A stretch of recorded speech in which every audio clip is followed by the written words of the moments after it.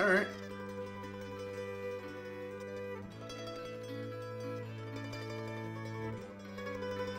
Welcome, everybody, to another episode. Oh, hello, this is Kenoshi Abominito. Welcome, everyone, to another episode of Project Console, episode 32, Virtual Violence. But before we start the cast, I'd like my panelist to introduce himself. Yo, what's up? Mr. Red Fox here. Glad to be on another one of these casts. So, before we get into it, what have you been playing, Mr. Red Fox? Old games on my PC, mostly with mods. I downloaded Dragon Age. I already had the game in my library, but I downloaded it and with a lot of mods to kind of make it run better. Dragon Age Origins. The Ultimate Edition, Mafia 3, Skyrim, stuff like that. Like, I have this really powerful gaming PC, but for some reason, I'm just playing old shit on it. Yeah, it tends to be, it tends to be the thing. Mostly, I guess the reason I upgraded my computer, I just wanted something that'll last for a pretty long time. Something I don't have to Yeah, mess with for like maybe another 5, 6, 7 years. So, yeah, I get it. but I'm mainly playing Guilty Gear Strive. Um, Going back and forth between that and that Phoenix Rising game. I haven't played that for a while, but I need to get back into that. I think that's Yeah, a pretty interesting Breath of the Wild clone. I actually yeah. find it I actually find it even a bit more interesting than Breath of the Wild. But Well, I mean, there's In something what that sense? game there's something that game does a little bit better than Breath of the Wild. For example, you don't have weapon degradation in that game. uh, So you're not in the middle of a fight and Of like, oh shit, course. my weapon broke. yeah, You I know, think and I get what they were going for, but having your weapon break in the middle of a fight in a Legend of Zelda game is like having your condom break in the middle of a encounter. well, It's think like, about yeah, it can Enough happen, said. but you don't want that to happen. well, the thing is about I don't necessarily mind the weapon negation. I don't mind it as a concept.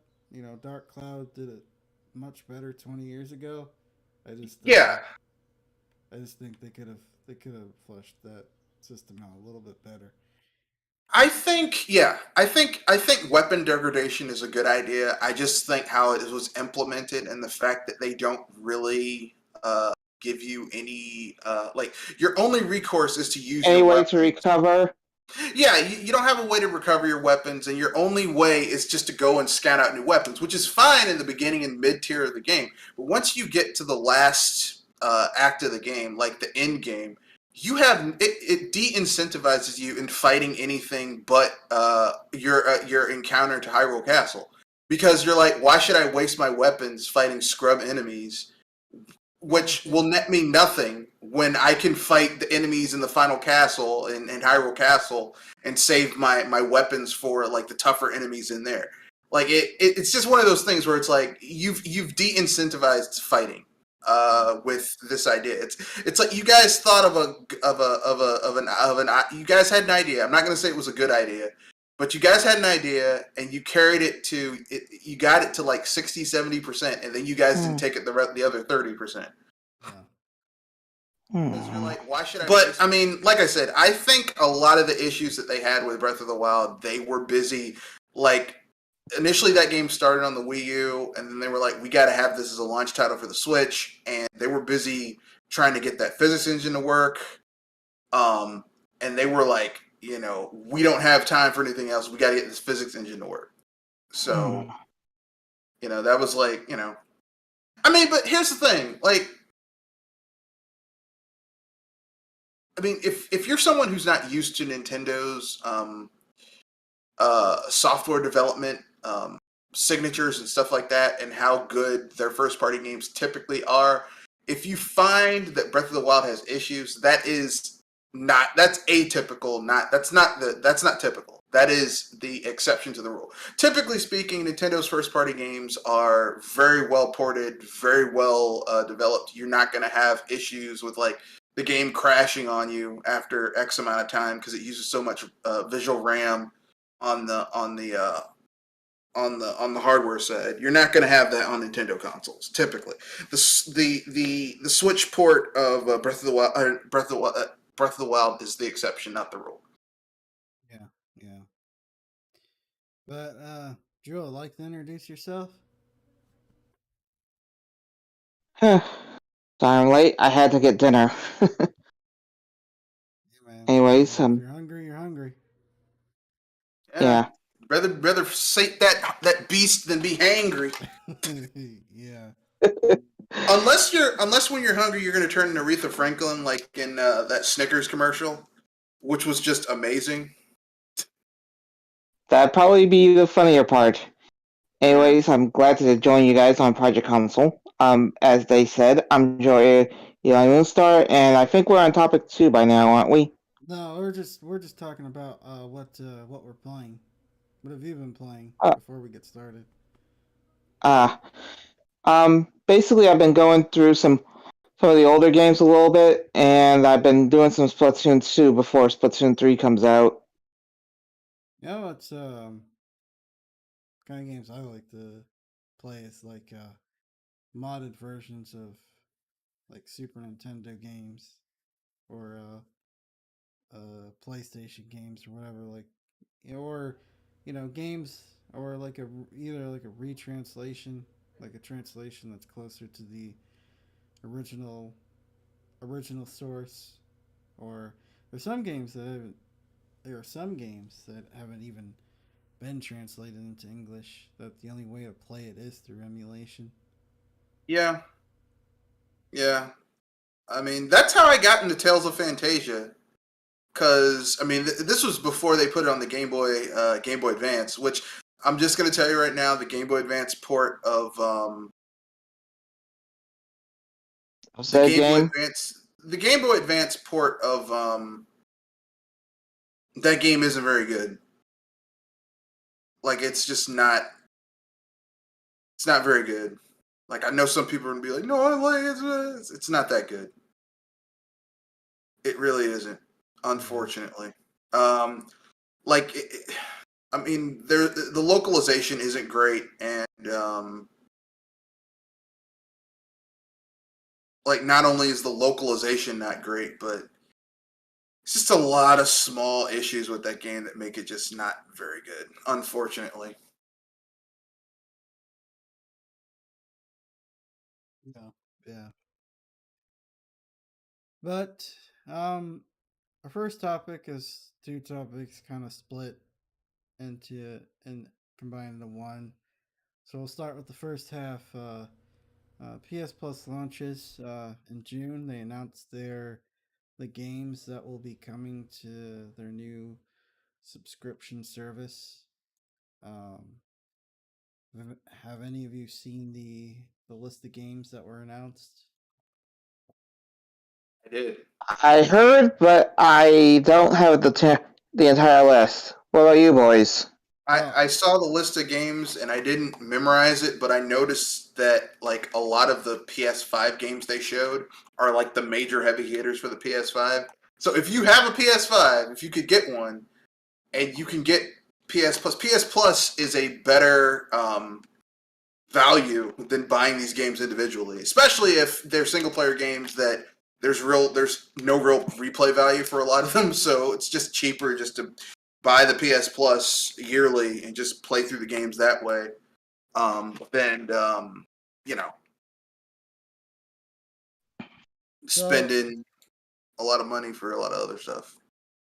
here are some games that they have. I won't read all of them. Death Stranding, Demon Souls, Everybody Golf, Ghost of Tsushima, Horizon Zero Dawn, Infamous First Light, um, Infamous Second Son, Knack, The Last of Us Neck. Remastered, The Last of Us Left Behind, The Last Guardian, Uncharted, the Nathan Drake collection. That's a lot of their first party games. So I mean, those are. I mean, Fine. those are fine games. I mean, those are games a lot of people played and enjoyed. Yeah. Uh, Now the third party stuff, we got Mortal Kombat 11, Hollow Knight, For Honor, Ashen, Assassin's Creed Valhalla, which you know, and a lot of these games are relatively new.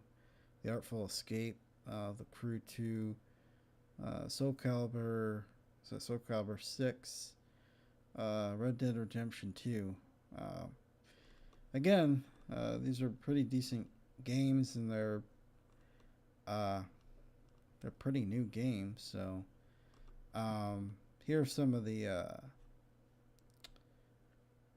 classic games that are coming: Ape Escape, um, Hot Shots Golf, IQ Intelligence, Jumping Flash, um, Siphon Filter, Super Stardust. Uh, Third party, Mr. Driller, Tekken 2, Worms World Party, uh, Worms Armageddon. Sorry.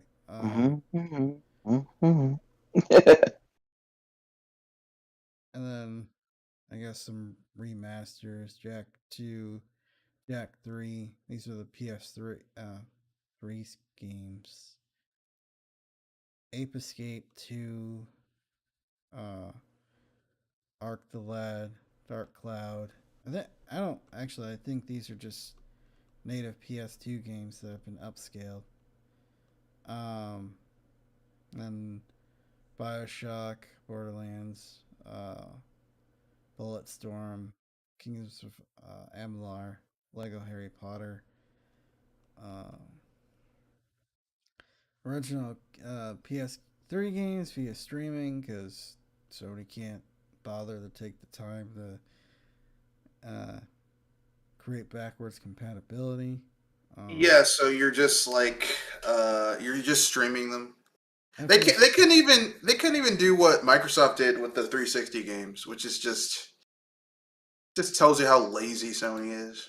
yeah, yeah, Infamous 1 and 2, Local, Local Roco, uh, Motorstorm, Ratchet and Clank, Into the Nexus, Ratchet and Clank, Crack in Time, uh, Ratchet and Clank, Quest for Booty, Super Stardust HD. Here's some of the third party games: Castlevania, Lords of Shadow, Little May Cry HD Collection, Enslaved, Odyssey to the West, Fear, Lost Planet 2, Ninja Gaiden Sigma 2. So there's a lot of stuff here. There's they're you know they have a lot of stuff That's a here. large lineup for them as far as I could tell. Is it as much? Though anything, I think it's mostly third party recognizables. I mean, is it as much as Microsoft Game Pass? Obviously Hell not. no. But I mean, That they're right, not you're right. they're not necessarily cheaping out in the games. They're giving games that people are obviously you know pe- games that Going to people recognize. obviously play. Games that people recognize. A lot of critically acclaimed, some newer stuff that has either came out a couple years ago or last year. So, um, so yeah, that's it's pretty decent. One of the things they said, which Nintendo should take note, is if you bought the game I think it was either the PSP or the PS2, or both the PS. Uh, if you bought any of their classic games like on the PSP or PS2, um, or PlayStation, you'll be able to play them without having to pay an extra uh, an extra amount for those games. So that's I mean, that's nice, but I mean, yeah, yeah, I mean, let me put it this way. Now, all three console manufacturers have some type of gaming subscription service that you pay for, and I mean, Sony's I would say is a distant second from Microsoft's number one. Uh,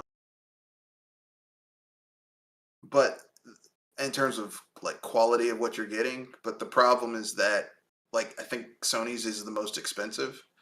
yeah, So, you know, like it's just like are you willing to spend that type of money? yeah.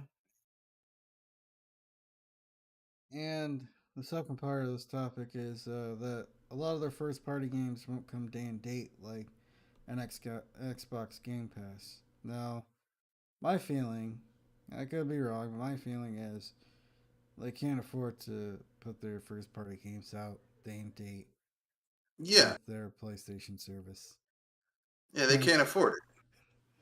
I think that's what it really comes down to. Like they can have their PR, talk about how it dilutes their content, but you know, even though it's a game like First party Psychonauts, content is how you stand out from the others. well, I mean, No, I mean this isn't like I don't like we aren't talking about first party content as in like like when you think of Nintendo you think of their first party games or Sony you think of nowadays like the last two gens it's been like a lot of their first party exclusives but we're thinking like okay like if you're spending what $200 like almost $200 a year for a service you should get like some bennies out of it like basically what you're getting from Sony is a whole bunch of old stuff like content that they clipped off from the lower tiers that used to be base PlayStation like PS Now and now they've just bundled it in to make PlayStation Plus more attractive and it's like okay whatever. yeah, yeah, and and like Psychonauts came out. That was a well, it wasn't necessarily an exclusive, but it was a Microsoft Studio game, and you know, still sold relatively well. So, Yeah, and I think it's the yeah, highest game ever. Like it sold higher than the original Psychonauts. yeah, and you know, there was a game that was praised. So even if your game is on a rental service, you might be surprised that people still end up buying it anyway if it's something that they really enjoy. Yeah, So yeah, yeah, they need to obviously because they only really come out with like one or two big games a year, but they need to sell like 10 million to break even. who Sony? Yeah, Yeah, yeah, their game. They really. The thing is that Sony kind of abandoned the JRPG market, and now they're all about their first parties. But the thing is that to me, this is my own I was personal about opinion. to I was about to say, what first party? I mean, like this only happened over the last two gens, because like you have to remember in the eighth gen, Nintendo was failing with the Wii U, and the Hmm. Xbox, like Microsoft shot themselves in the crotch with the Xbox One. So basically, there was no real competition for the PlayStation, so Sony could do whatever the hell they wanted, and they did. Um, so and they're trying to maintain that momentum. But you have a healthier Xbox, and you have Nintendo, which during the ninth gen's just been kicking everyone's ass. So, Sony has to step up their game, and it's the way it is. I don't know. yeah, yeah. Anything else you guys like to say about this topic before we move on to the next one?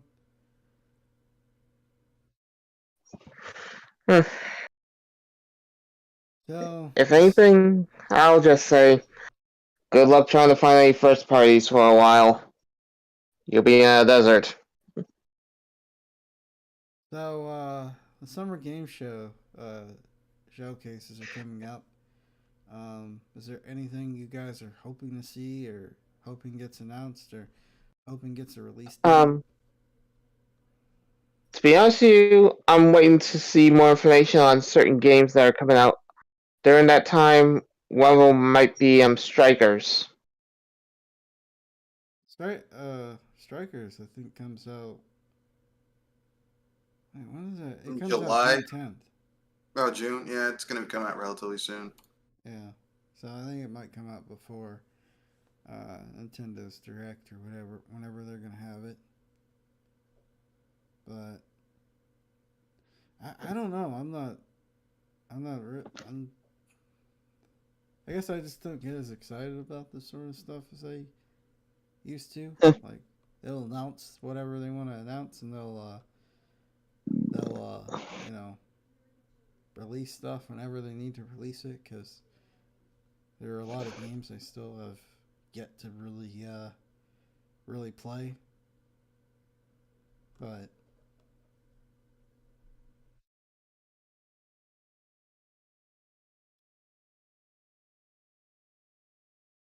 maybe a Breath of the Wild release date, or at least Breath of the Wild 2 release date. Probably They're not. not gonna have a Breath of the Wild 2 release date this summer. Yeah. So you can just you can take you need to disabuse yourself of that notion right now. Yeah. I was going to say, if anything, wait until they start announcements. Yeah. It is. No, Well, I mean they're not gonna do a release date for a game they delayed till next year. They yeah. and you know What Nintendo needs to do when they announce a big Zelda game like that, they just be like, guys, it's gonna come out when it's ready. basically yeah. Because they do. It's like this happens every Zelda game practically. It's like, oh, we're here. Here's the release date or here's the release window for the Zelda game. Uh, winter, 2015. 2015 comes by, nothing, and then you'll have a early winter direct. It'll be like holiday 2016, and then spring will come around, and then it'll be like, we gotta delay this in the 2017. Sorry, guys. I mean, they should just stop. For big stuff like that, because like, here's the thing. Good and hell well. Like, let me put it this way. Good and hell well, Nintendo had issues with that physics engine for Breath of the Wild. Getting it stable and all that stuff. And Breath of I the was about Wild. to say, it's rare that they actually have problems like that. Well, I mean, it was a new engine and everything like that. But I mean, my point is this: Breath of the Wild ran. I don't want to say ran. It still runs kind of like crap if you play it for a certain amount of time because there isn't enough visual RAM in the Switch. Like the visual RAM on the Switch becomes like it begins to build up, and that's why you have it's a growing A curve. Yeah, it basically just like it doesn't like if you play Breath of the Wild on the Switch for a certain amount of time, like the VRAM starts to go down, and like the game kind of forces you to reset, to go into an area and reset. Because if you don't, what happens? Reset like all the cells. Because if you don't, the game just will crash on you. Now, looking at the trailer that they had for Breath of the Wild 2 and all the stuff going on there, trust me, what they're working on, the reason they had to delay that game is because they gotta deal with the shoddy VRAM on the Switch and the fact that they cannot have the same issues with Breath of the Wild with the sequel that they had with the first game. It's gonna be interesting to see how they pull it off. Personally, like I was a day one launch person for Breath of the Wild. I will not do the same thing for the sequel. I'm gonna wait and see because I'm not dropping $60-$70. Well, if they do another $30 expansion, I'm not dropping $90 to $100 for a game to crash on me and me to lose hours of progress because of engine issues. So, but I mean, for those people who are willing to take that chance, I mean, you want a game that's going to run well on the hardware that you get it on. So, take all the time they need. If they have to delay it till the year after next, like do an 18-month revamp, I'm okay with that. It doesn't bother me.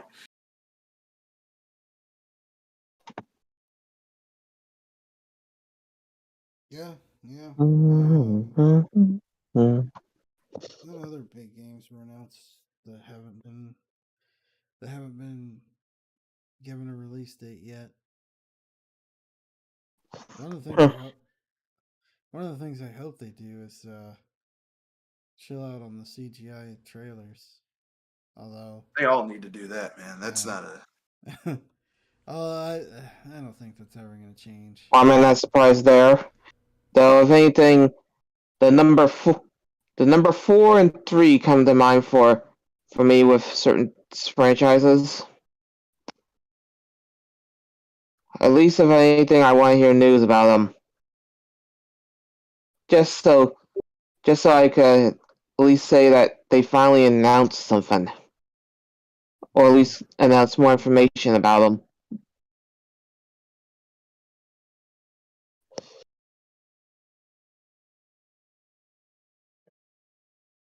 Yeah. Um.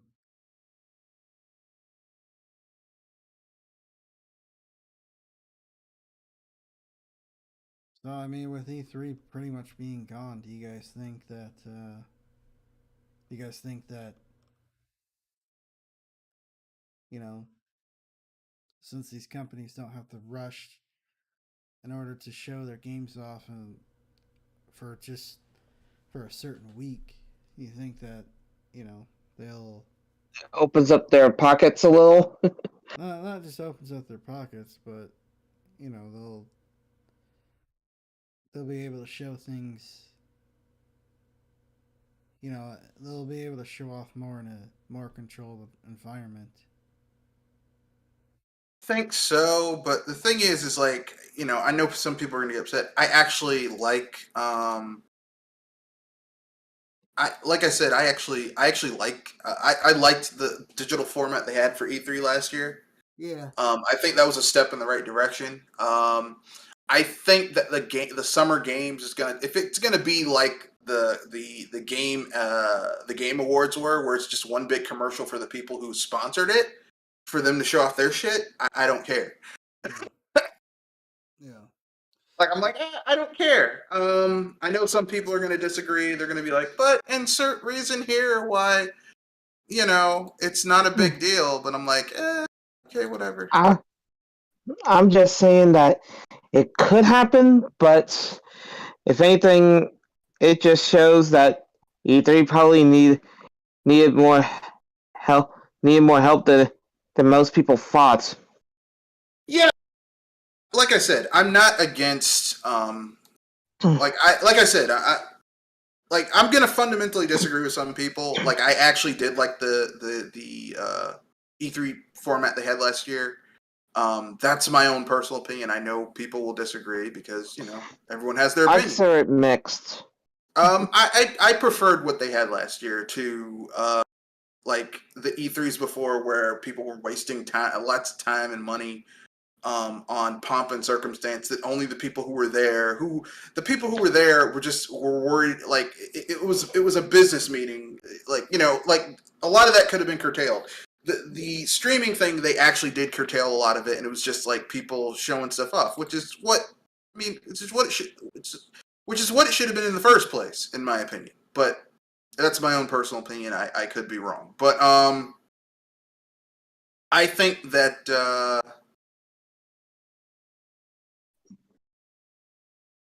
I think that hopefully, if E3 comes back next year, they will have perfected how they want to do things, and I'm okay with that. Like, to be honest with you, I'm looking more forward to the gaming show than I am the Summer Games Expo, because like Why am I not surprised? well, the thing is that a lot of the stuff that's going to be on Summer Games is on other stuff too. Like the days of exclusives are like, unless you're talking about a Nintendo console, the days of exclusives are over. Like almost everything is also coming to PC. Even Sony is bringing a lot of their stuff to PC. So it's like it's really hard for me to rustle up enthusiasm for something that I know is eventually going to hit PC, where I can get it cheaper and have more customization options. Uh, and sometimes it'll even run better on PC. Unless you're talking Japanese only games that are being ported over, those games stink. A lot of times, not all the time, but a lot of times. Yeah, yeah. So, moving on to our next topic, if there's not anything else that you'd like to bring up. All right. So some games got delayed, as we mentioned it on your podcast, I think last week. So there were a few games that were announced this year or last year to come out this year that have been delayed to 2023. Stalker 2, Heart of Canner, Kennerby, Kennerbeal, uh, King Arthur, Knight's Tale, uh, Ghost Runner Project, uh, Project Hell DLC, Dying Light 2 for Nintendo Switch, um, Call of Duty, uh, Warzone Pacific, and Vanguard Season 2, Life is Strange Remastered Collections for Nintendo Switch, uh, Rumbleverse, Evil Dead the Game, Battlefield 2042 Season 1, Suicide Squad Kill the Justice League, Martha is Dead, PS5, PS4 physical version, uh, Little Orpheus, the Settlers, Halo Infinite co-op campaign, um, Forspoken,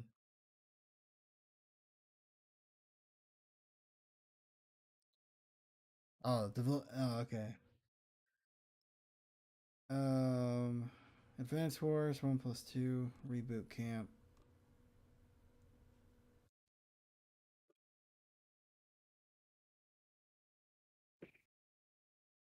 Obviously, The Legend of Zelda Breath of the Wild, and the next gen version of Witcher 3. And Starfield is also another big game that got delayed, and story DLC for Dying Light. So yeah, a lot of stuff got delayed, either a few months or in the next year. So what do you guys think? Is there any game, or any games that you were looking forward to that got delayed? Hmm. Maybe the Zelda one, though. If anything, I'm saying that if anything, it's not bad that things get delayed, though. It means that you have to watch what happens afterwards, as in watch what news comes up for them. Yeah, Cyberpunk 2077 got delayed numerous times, and Yeah, but they didn't delay that game enough. That game needed another year in the oven, not a few months. I think they Yeah, underestimated as I the. said, And plus, a it's lot of the if a delay comes up, that means you gotta watch what happens to it. yeah, a lot of these games, like Stalker, the studio that makes that game is in Ukraine. Oh yeah, that's right. The porting studio that's doing the port uh, for Dying Light, they're in Ukraine. Oh So yeah, they're probably that makes sense that those games were delayed. so I mean, this isn't like, oh well, we had to work on it. It's like, oh, we got people trying to kill us. Um, we can't just, we got to make a choice to save ourselves and our family, and I can't blame those people. What I think, and this is just my own personal opinion. Like I know there's a lot of delays, but there's so many other games coming out this year Yeah, that if all you had the budget for was like, there's so many games that have come out this year that haven't been delayed, that there's no excuse for someone saying the game I really wanted was delayed, so I have nothing else to play this year. No matter what you game on, PC, Switch, Xbox, PlayStation, you should have. There's no excuse for you not having something to play. And if you run up and say I don't have anything to play, that's on you. yeah, yeah,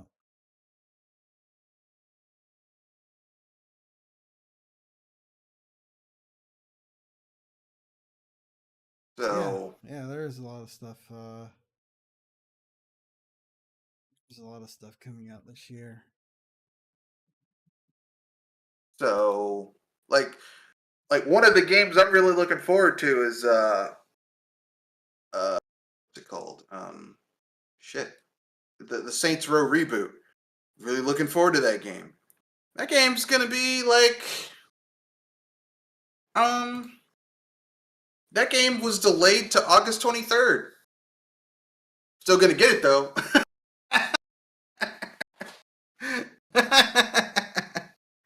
uh,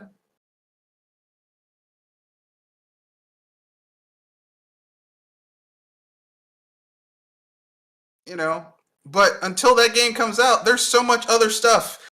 Like I have mountains and mountains of games that I can play if I can't play that. You know what I mean? Yeah, I mean, Like people.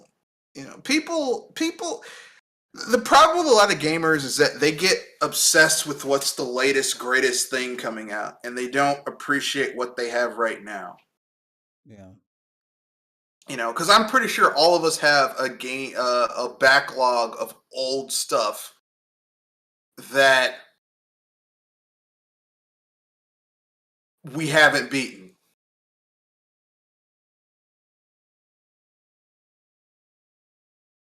yeah, or stuff that we can, plug back in and play again. You know, like people need to stop with that. Oh no, this has been delayed. My world is over. It's like, man, stop acting like a whiny little you know what and play your games. Shoot. and what I noticed that um is looking at game lists that came games that are coming out this year, and a lot of stuff has been packed into the fall. There's a lot of stuff that came out in March or February through May. Like stuff was they packed a lot of stuff through February through June, and then you get to like the fall holiday season. Not as much as coming out, but there's also a lot of to be announced stuff as well. So that could change within the summer.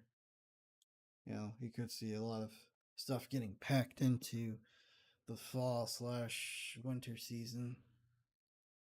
They don't do that. Yeah, Please don't. they need to stop doing that. They need to spread stuff out. Like they need to spread the bigger stuff out. Like I mean, look at Breath of the Wild for instance, and even uh, GTA 4. I remember that coming out in March. Um, Like, why those are don't two people examples. spread? Those are two examples of games that came out in March, and came out in April, came out weird time, and they sold gazillions of copies. Yeah. I mean, look at Splatoon. Yep. That was a spring release. Yep. Like, you don't have to put everything in September and in September, October, and November. You can put games at other times of the year. Look, listen. I don't know about you guys. I got money all year round. You don't have to put everything in the fall. Yeah, exactly. I mean, look. I want to play a new game. Look, I want to play new games in the summer too. Okay. Yeah, exactly. I mean, sometimes it's just a little too hot to go outside. You just want to sit in your cool. You just want to sit in your cool house and play some games. Exactly. You know, you don't have to put everything in fall. Okay, I know that for a long time the people who played video games were kids, and they wanted, like, kids didn't have money, so parents would buy the stuff for Christmas and stuff like that. Yeah. And if your parents were on a budget, they would get the games and put them on layaway and pay them off over time. Yeah. But, like, those kids grew up to be adults who play video games, who have jobs where they make money. Yeah. Okay, exactly. so, like, you don't have to pack everything in during the holiday season. Okay, I got money all year round. Okay, I can buy games any time of the year. It's like, oh, I want to buy this game, I'll buy it. You know, I'd have a PS4. I mean, I'd have a PS5 if they had them, if I could get them regularly, because I got an Xbox Series X. I want to have all 9-gen consoles. That with all the stuff that's going on with the generation that's out right now, I'm surprised that some things haven't been delayed even further. So why not go for what is offered on plate now? Well, the only reason I want to get a PS5 is because there are some PS5 exclusives that I am looking forward to. But I'll just do what I did in generations before, where the Sony console would be the last console I'd get during the console gen. That's okay. Yeah, I'm trying. I don't mind. You know, because, I mean, right now, I'm going to keep it real. The library that Sony had during the PS4 was, aside from some of the second-party exclusives or third-party exclusives like Persona 5, were shit to me. Yeah. You know, like, a lot of everyone's like, oh, the PS5 on the PS4. I'm like, this is underwhelming, y'all. It's like the PS4 came in with a wet fart and it left with a wet fart to me. Well, the thing, you know, I mean, I get it. If the PS4 was like the only console you had, I kind of get it. But you know, having built a computer that can run a lot of the third-party stuff a lot better, yeah, the PS4 just felt underwhelming. Even that for me with the PS4, it's like one of their launch titles was The Order 1886, and that game was a fucking tech demo. They charge people $60 for a fucking tech demo a game you could beat in like 2 or 3 hours. Yep. $60. Yeah. Yeah. And here's the thing, no replayability. Nope. Like, it wasn't even one of those things where, like, because some games are short. Like, one of my favorite games of all time is Vampire the Masquerade. You can beat that game if you know what you're doing in, like, 3 or 4 hours. If you, like, rush through side quests and you don't do certain stuff and just play through the game. But it's a game that's meant to be played with multiple characters, and there's different ways. Like, if you play as a Nosferatu, the game turns into a stealth game. If you play as another... basically, it's a repeatable game. Yeah, it's short, but it's meant to be played through different playthroughs. And if you play it on PC, where you can basically download the restored content mod that adds all the stuff that Troika wanted to add, but they were like, shit, we got to get this out the door. Like, I mean, it expands the game hugely. That's not a word. I'm sorry. I forgive me for using incorrect grammar. It expands the game by a very large amount and makes it a completely new way to play the game. Nothing against that. I like that. But if you are charging me $60 for a game and the base game is like $60, there's no expansion, and you're basically the whole game is just going down a series of corridors and action set pieces, and you're charging people $60 for this at launch. Are you out of your damn mind? Yeah, that's crazy. Yeah. That's like Nintendo saying, "Hey, guess what? What was the Wii? What was the Wii packing game? Not the Wii, the Wii U packing game? Nintendo Land. Yeah, Nintendo Land. Yeah, that's like Nintendo saying, "Hey, Nintendo Land, $60." I mean, they kind of did that with Swiffer Clips, which that game is not a. Yeah, that game's not a 50. I think they were like, yeah, it's $50. I'm like, this game's not $50, but at least they didn't screw their face up to say 60. Could you imagine if anyone else charged you $60 for a tech demo? I'd be like, get the hell out of my face. Yeah, that was the Orchard.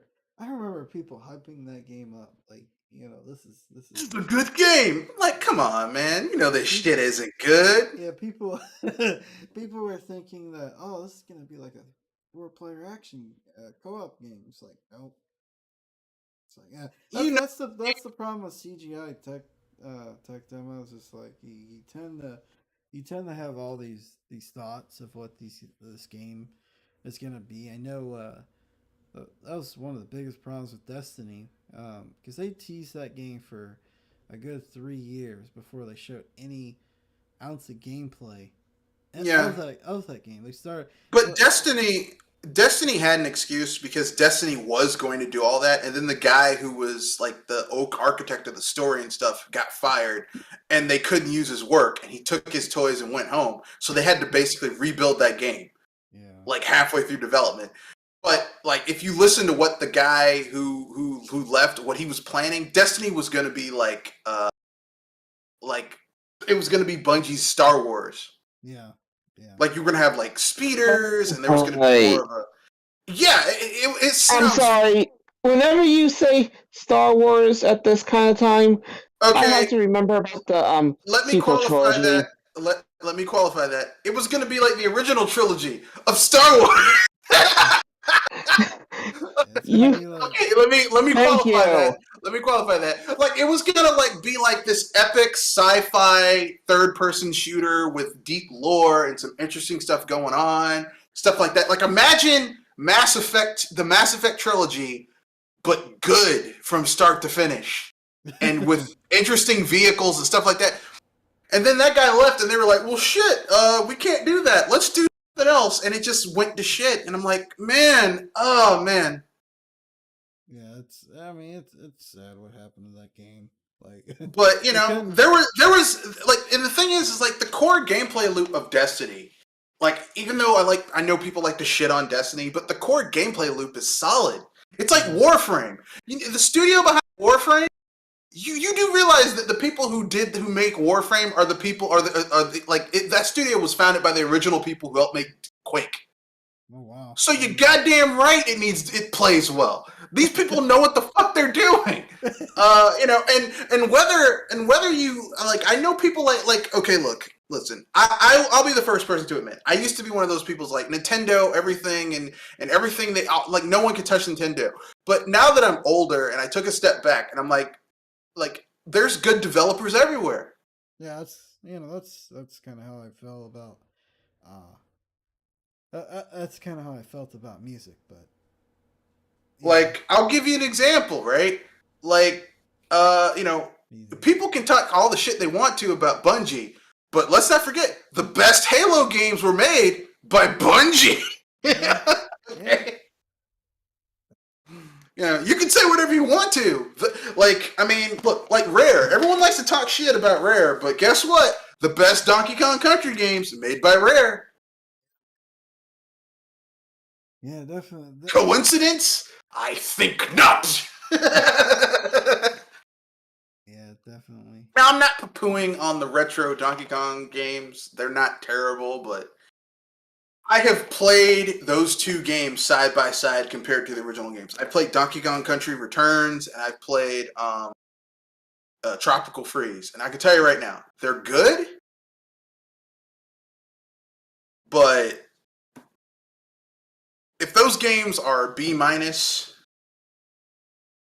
C plus, the original Donkey Kong Country and Donkey Kong Country 2 Diddy Kong's Quest are like an A minus and an A plus.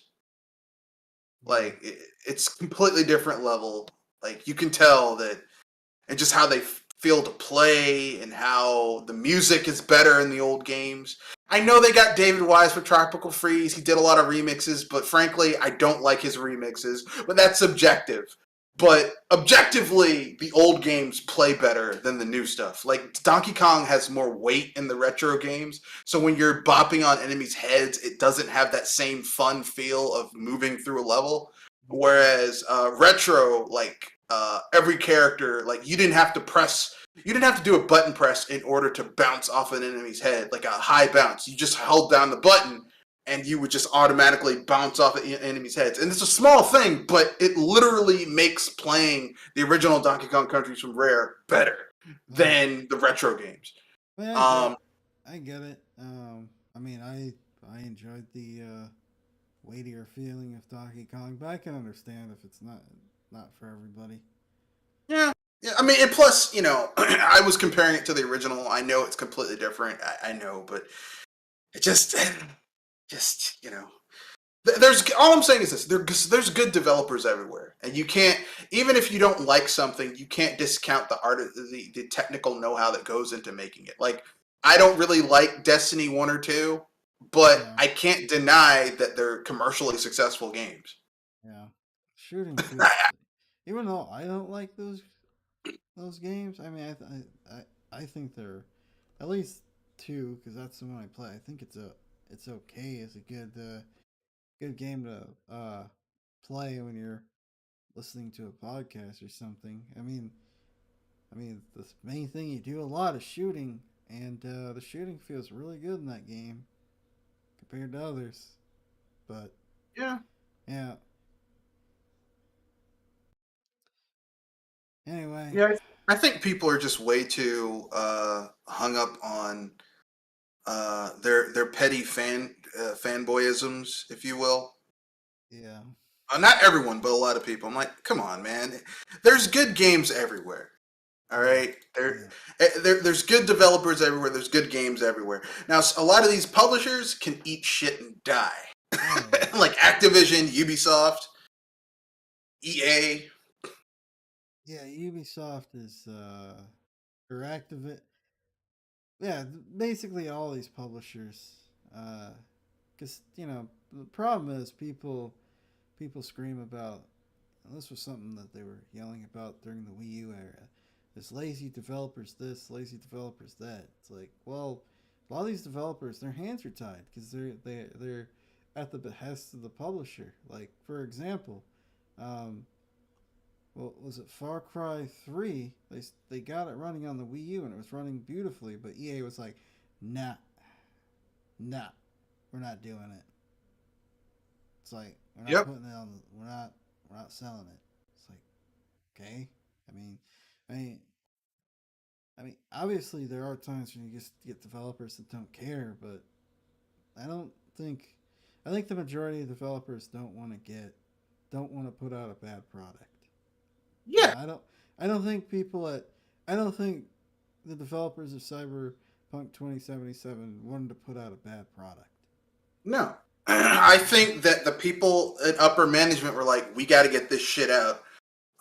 Because if we don't, we're going to lose a lot of money. And ultimately, they shot themselves in the foot for a short-term gain because CD Projekt Red thought that game was going to sell like 30 million. It's only sold 18 million. But the thing is like that game lost billions of dollars of potential sales because it was a steaming pile of dog shit at launch. Unless you had a high-end PC or you were playing it ironically on Google Stadia. Yeah. And that's just sad. Oh yeah.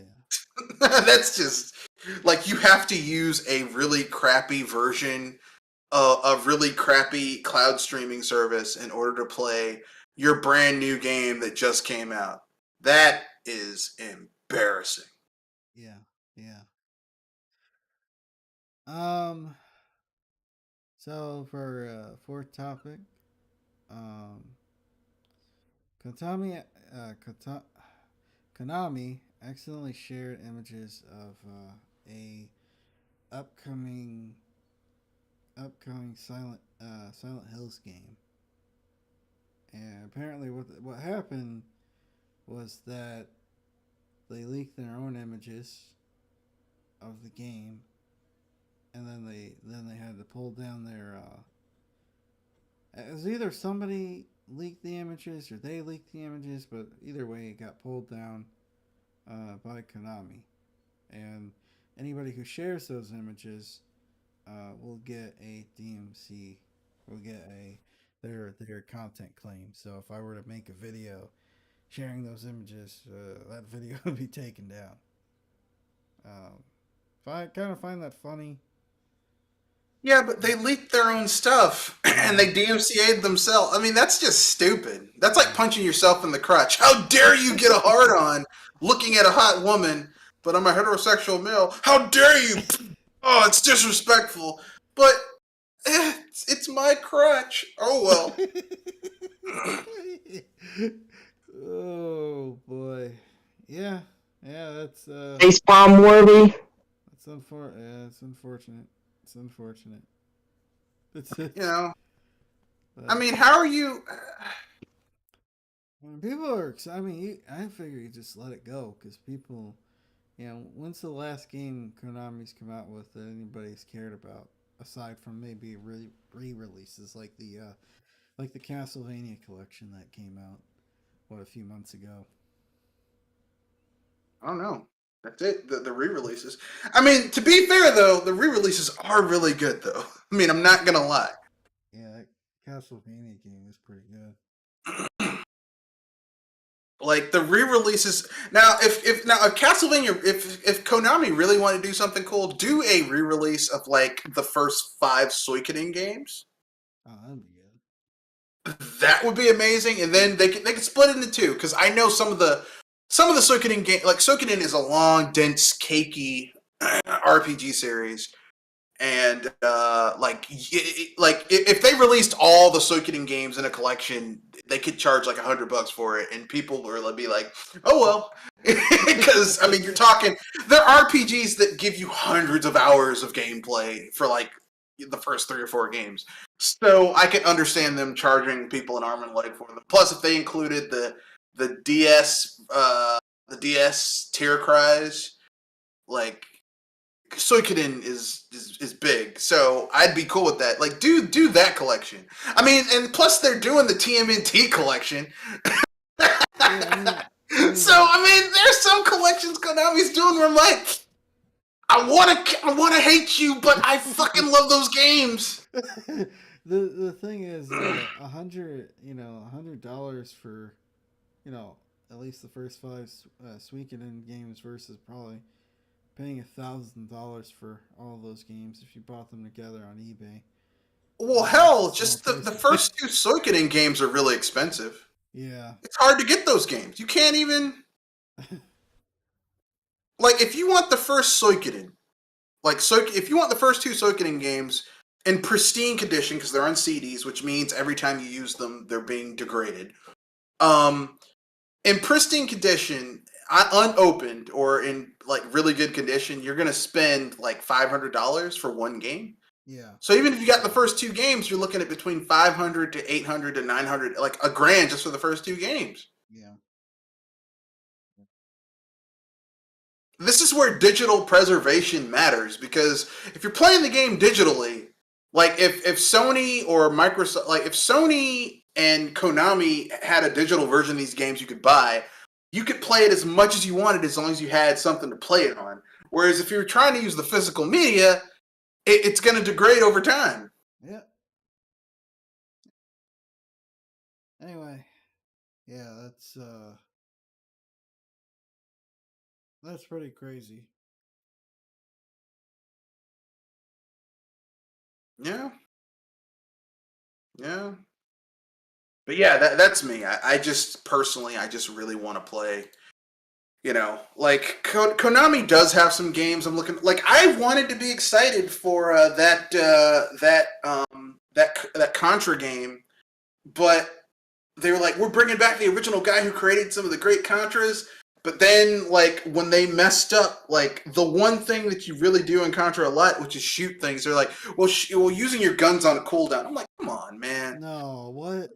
Why would you do Yeah, that? that Contra Why game would they you put on the do that? Switch. Yeah, it's like the one thing you do in Contra. The one thing you do in Fire all Contra. over the place, and you put that on a cooldown akin to Yoshi. I mean Yoshi Safari. Could you Yeah, the imagine? one thing you do in Contra, which is shoot things, you cannot do. Could you imagine Metal Slug being on a with guns being on a cooldown? It would be terrible. Oh, it'd be. I mean, that game was. Those games are already pretty hard. That'd just be obnoxious.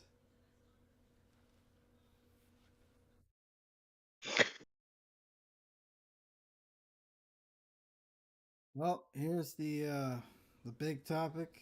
Um, the big topic and why the title and why the cast is titled the way it is. Gaming cultivates violence. Arguments is gaming.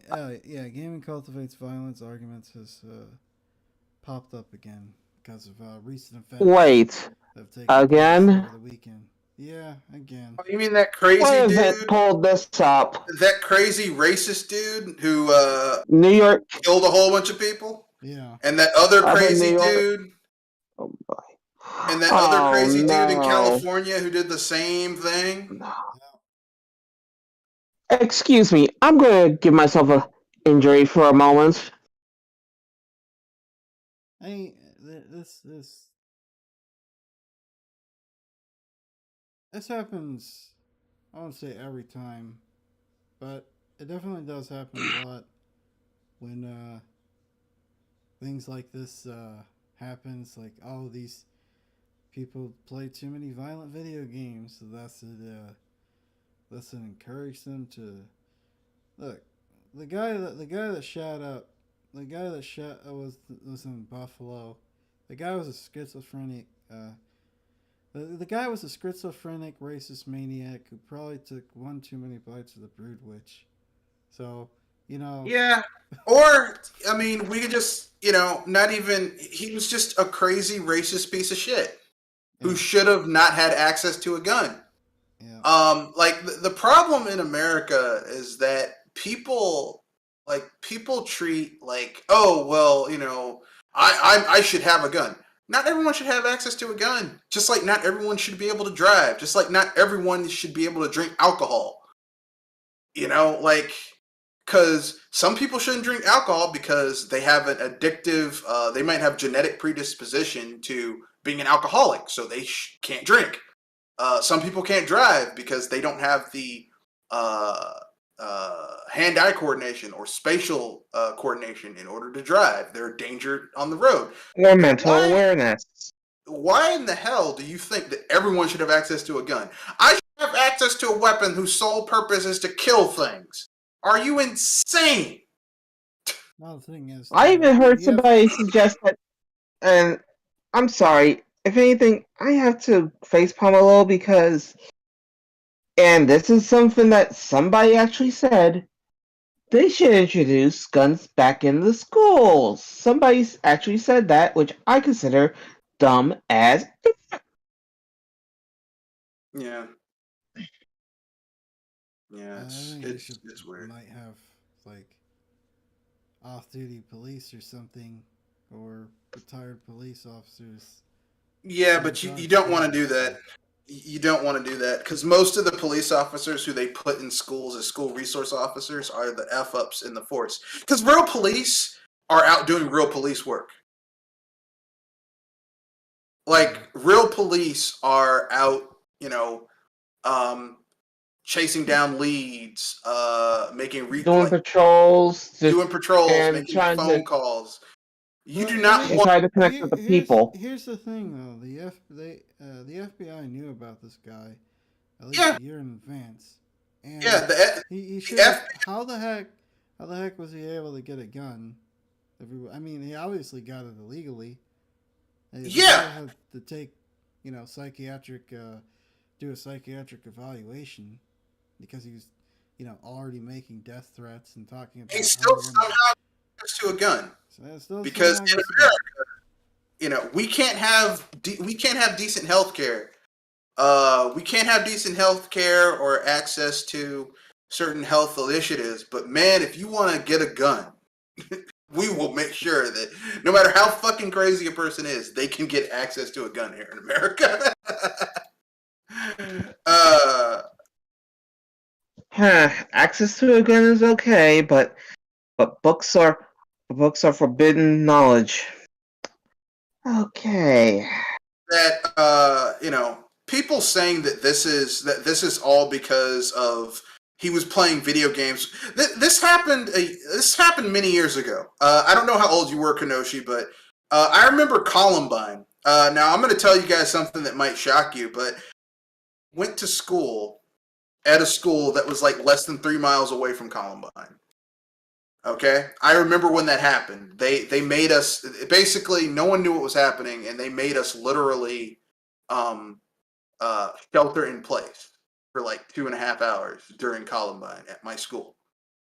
That's crazy. And back then they were like, "Oh my god, they were playing Doom. That's why they were." It's like, no, these fucking kids were bad as hell. Okay, they were just bad. All right. They were like, we don't. The kids were like, oh, we don't have friends. There was 5 of those little motherfuckers. Well, the thing is, nobody wants to take responsibility. You know, uh, obviously they don't want to the parents don't want to take responsibility. Or whoever's was the adult authority over these kids didn't want to take any responsibility. So, we gotta blame rock and roll. We gotta blame violent video games. We gotta blame some sort of you know external factor that a lot of people engage with, but don't have the desire to go shoot up you know half Yeah, decent people. I mean, I'm not going to go that far. I'm not going to say that they're like okay. There are some blames, but I'm not going to say it's video games. I'm going to say I would say, hey, why wasn't this person getting the mental help they needed? That's a societal issue. How did he get access? How did this person who has mental issues get access to a gun? That is a mental issue. That's a not a mental issue. That's a law issue. You know, but I mean, it's cheap to say, oh well, it's violent video games. Whatever happened to just motherfucker just crazy? Yeah. Whatever happened People to that? people get highly offended when that is brought up, and yet people don't want to say it. The dude was crazy. I know that's hard Yeah. for some people to understand, but listen. Some people are not stable. They're mentally, uh, they're mentally or emotionally disturbed, and people like that should not have access. It's the reason why in most states that have common sense gun laws, they say, "Oh, this person is a domestic abuser. They shouldn't have access to guns because in states where domestic abusers have access to guns, the statistics of them shooting their spouse who they're abusing, it's a short step away from punching your wife out to strangling her to shooting her. Yeah. You know, so but I mean, basically, if they're saying that it's video games again, it's because they want a scapegoat instead of looking at the real issue. Yeah. It's like a straw man argument. It's like, oh, instead of talking about because here's the thing, it's easy to blame video games versus looking at the real issues. Like, okay, this is someone who the social net that should have been there to say this guy is emotionally and mentally disturbed. He needs help. Failed him. Then the laws failed him because somehow he got access to a gun. Okay. Then you know, the crime net that's of cameras like, oh, this is something shady going on, that failed. Like there was a systemic failure at multiple levels for this guy to get to the point where he just went, I'm going to shoot some people. But no one wants to talk about that. They want to sit there and say, oh, it's video games, or he was watching stuff on television. Yeah. Whatever. Really? Yeah. Because people just don't want to talk about what's really the problem. They just want to. People want a easy scapegoat. Yeah, they want to put a band-aid over a broken leg. They want to put a band-aid over a like a big gaping slice on somebody's Yeah. eye, like a 3-inch slice. Like, There's a hole in your floor. Well, I'll just put a rug over it. That's like it's like, but there's a hole in your floor. A rug's not going to fix the hole. You can ignore it. That's basically what people are doing. but in any case, free topic. Is there any topics you guys like to bring out?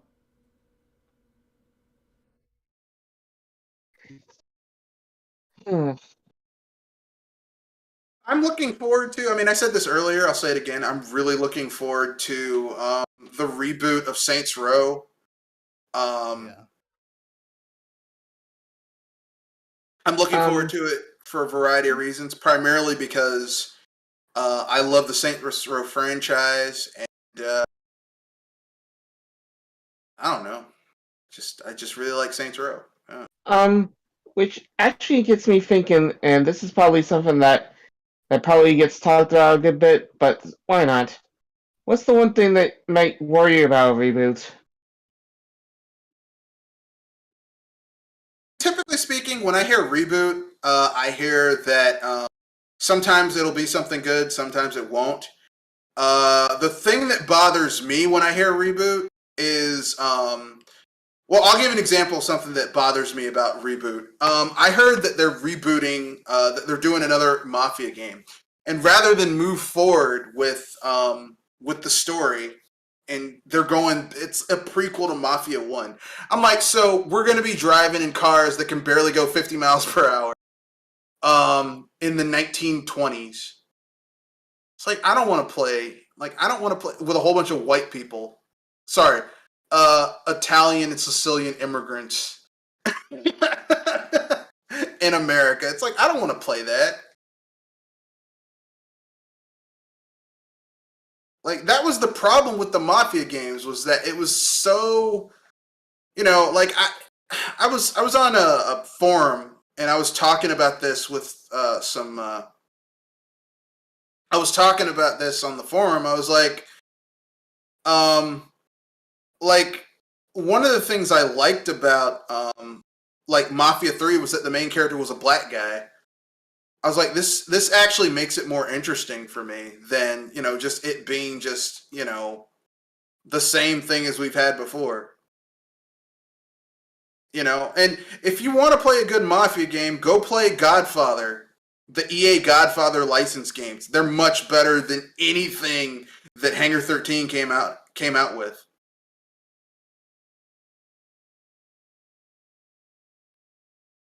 But anyway, yeah. Yeah, the thing that bothers me about reboots is when people say we're doing a reboot, and then like you hear someone talk about what they're going to be doing, and it's like these people clearly don't understand what a reboot is. Yeah. Because this doesn't sound like a reboot. This sounds like some BS right here. That's what it sounds It'd be like. kind of interesting to see if, like, a modern day mafia game, like if the mafia still had a great deal of relevance. Oh, the mob around. I mean, the mafia is still, I mean, there's still mafia It's not like people it used to around. be, but Yeah. there's still, if there is crime to be had, you still have people trying to make it happen. I mean, there was I think it was 2013. There was like a big mafia bust. I mean, and all the names just sound like people from The Godfather. It was incredible. It's like, wow. It's Joe Bonanno. Yeah. I'm Tony Bananas. Why do they call you Tony Bananas? I don't know. He must be bananas. It's Tony Bananas. I I'm think, Joe. Hey, my name is Joe. Well, I mean, a lot of people have mafia sounding names like Joe Montana. yeah. He's Sicilian. I'm like, damn, dude. I think a lot of it just had to do with the reason it lost a lot of its relevance was because of the inconsistency of the people on top. At least that's what I've heard. It's like, because there was a certain sort of decorum that you had in the mafia, but when when they started, people beneath them, beneath the leaders, started to see them slipping and see that they were inconsistent with what they were saying, then things just kind of started to fall apart. I mean, I think that may be a small part of it. It just like, it's really hard to have a code of omerta when you have the internet and television and everyone knows about it, but no one talks about it. Yeah, And plus, like, there was no code of omerta. People would snitch all the time so that they wouldn't go to jail. yeah, Because if someone tells you and says, "Hey, you can spend the next 20 to 25 years in jail, or you can sing like a canary and like spend like 5 years in jail, and then you get out and we change your name and you go live in witness protection." What are you gonna do? One of those options is a lot more safer. Not to mention, like, they don't, like, the mafia doesn't take care of people like they used to. Like back in the day, like in the 50s and the 40s, um, like basically, like your family, if you went and you shut up and you didn't say anything, your family would be taken care of. That doesn't happen anymore. yeah, So I mean, if like you don't, unless you're at the very top and you squirrel away money, you're not going to get a retirement plan in the mafia. All right. So if you're not, I mean, why should you sit there and take a hit? I mean, any other job, why would you sit there and protect an upper level management who doesn't give a rat's ass about you, yeah, other than what you provide? That's it. yeah, Like, it's like when you go to a job interview and the people say, "We're like a family," and you ask about, well, how much is the pay? And they're like, "Well, it's not about the money." No, I don't work for free. Totally about the money. How much am I getting paid? Because if I'm working for free, that's charity, and I can write that off of my taxes. yeah, Okay.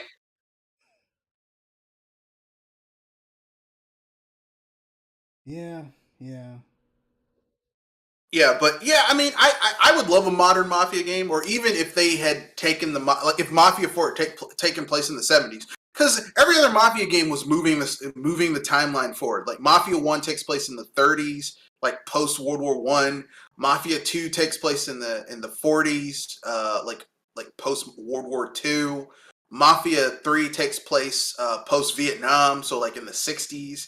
So I'm like, okay, if we're gonna do Mafia 4, let's do the 70s. yeah. Nah, we're gonna do a prequel. I'm like, what would anyone? That's just stupid to me.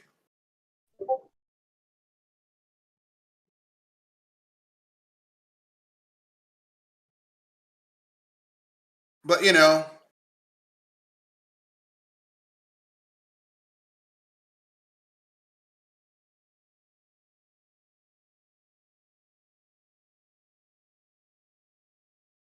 Yeah. Well, I know don't need to talk about this sort of stuff, but I mean, it does have to do with entertainment. The Amber Heard stuff. I saw some her testimony yesterday, and boy, was that hilarious. She just, I guess when you're caught lying, and you're so deep in your lie, you just kind of have to just keep going with it. she lies like she lies or Donald Trump. Wait, Like what? someone Easy target there. they just stick with it. Like even though, but this is factually incorrect. Not to me. Like anyone's seen that that wrestling documentary where the guy starts crying? It's like it's real to me, damn it. Yeah, it's like that's basically like she is lying her ass off. I'll tell you something. This is the best acting Amber Heard has done in years. Still stinks, but she's trying.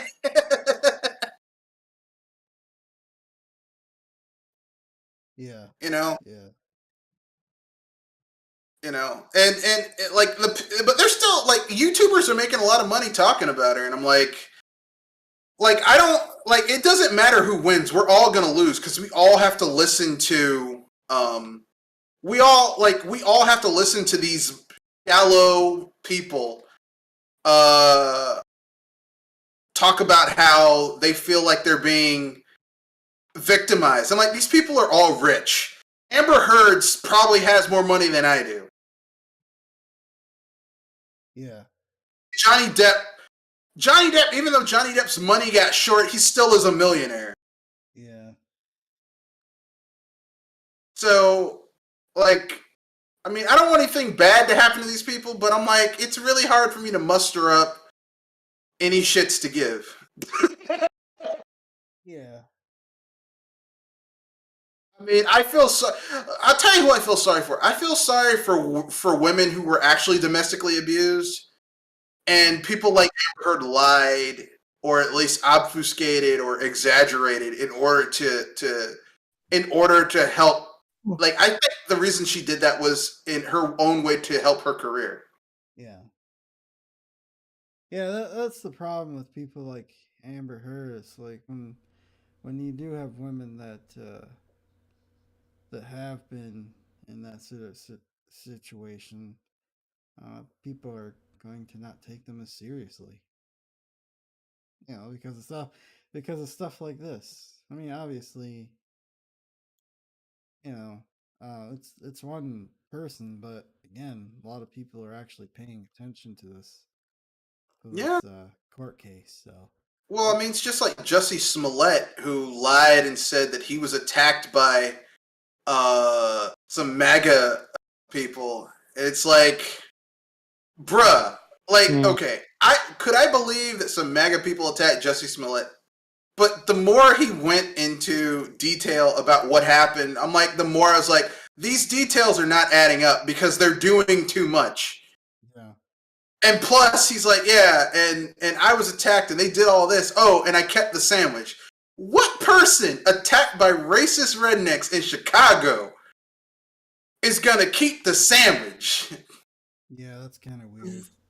That Kinda makes weird. no sense. Yeah, yeah, That makes no sense at all. Like, he went to the hotel room and he had the sandwich. I'm like, if I'm fighting off some racist rednecks, Why are you going to go for a sandwich when you're no, in the he middle of a said I fight? was coming from a Subway and I kept the sandwich. I'm like, that makes no sense.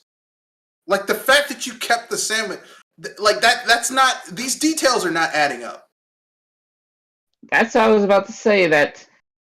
That detail kind of makes no sense when you're talking about what details should be important, like what happened to you in or before. I mean, what happened to you at that very moment that got you injured.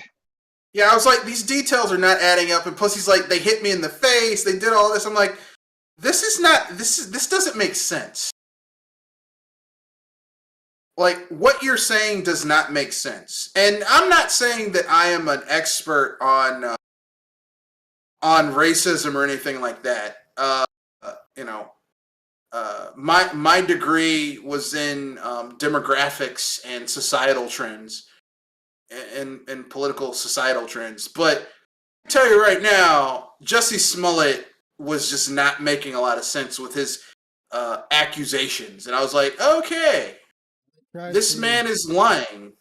and they tried to make the case disappear, and they were like, no, this cost Chicago a lot of money. We're not just gonna we're not just gonna Yeah, drop this case. It's like, and they were right to prosecute it. But I mean, like Amber Heard, like they're like here's the thing though. Shortly thereafter, we had real racists. I mean, look at what happened to these people over here I mean, look what happened. Buffalo? This piece of shit in Buffalo. Yeah. I mean, there's real racist stuff going on, and yet this asshole uh is taking attention from that. Yeah. Like real people who needed help. Or, you know, people being assaulted, like the whole, you know, when people were being assaulted, like Asian people being assaulted. Oh no, but let's talk about Amber Heard. Like they're real women who were being assaulted. Oh, but let's talk about Amber Heard and her fake assault, or at least heavily exaggerated assault. I just love how they were showing those pictures of her, like supposedly a couple days after her, she allegedly got the crap beat out of her by Johnny Depp. Johnny Depp, and I was just kind of like, as she got beaten up so badly, she would have looked. She would have. She would have scars on her face like that. You know, makeup. Well, makeup does wondrous things. It's not necessarily magic. I mean, you could put all the pancake powder on your face. You're still, you know, if you got the crap beat out of you, you're gonna see it. It's gonna be seen to some degree. That is true, but you have to remember, Amber Heard is an actress. I mean, look, listen, okay, it's in her best interest to claim that Johnny Depp beat her ass. Um, you know, that's how she continued to have her job. Like, you notice that Johnny Depp was the one who got fired from WB. Amber Heard kept her job, right? Yeah. But she's an actress. Because remember when all this stuff was going on and they were like, yeah, Amber Heard did this and like she's like, I don't need any money from Johnny Depp, and any money I get in the settlement, I'm gonna give it to a women's a battered women's thing.